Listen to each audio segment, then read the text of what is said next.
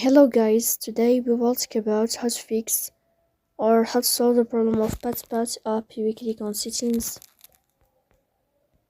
then we click on apps, default apps, app settings. In this page you will scrolling down until you find this window of PatPat and you will click. Here in this page of app info you will click on first stop and you will click OK.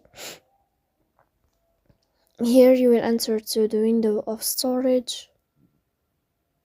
Then we click on clear cache.